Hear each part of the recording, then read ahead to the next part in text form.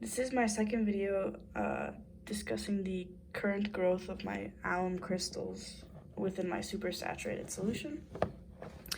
Now, as you can see on the bottom of my vial, there appears to be some cloudy growths, and these are my alum crystals growing. Now, the crystals appear to be clear, small clusters of crystals growing on the outskirts of the vial. Now, there are several factors that could affect the growth of my crystal, including the temperature and humidity of my room. These two factors could affect the solubility of alum within the solution, as well as the rate of evaporation of the water, which affects the alum crystal growth. Now, to calculate the theoretical yield of alum, I use the overall equation, which depicts aluminum as a reactant and alum as a product. Now, first, we have to calculate the moles of aluminum, and we do this by dividing the number of grams by the molar mass, which is 1 gram divided by 26.982, and this gets you 0.037 moles. Now we can use the overall equation and use the ratio of these two in the equation to determine what the moles of alum are. Now we can see that there's a 1-to-1 ratio between the aluminum and the alum, so this means that we can say that there's 0.037 moles of alum, or otherwise known as the same number of moles of aluminum, since it is a 1-to-1 ratio.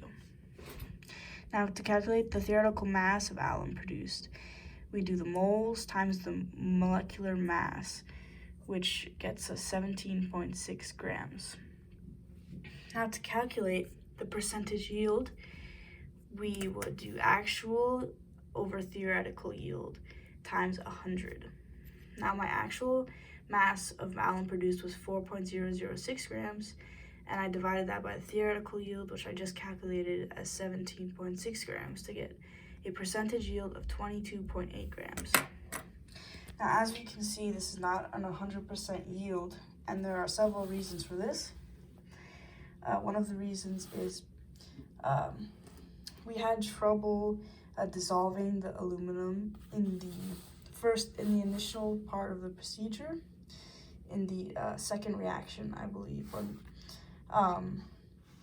this could be due to the amount of impurity present in the aluminum, which caused the solution to stay cloudy even after 30 minutes on the hot plate.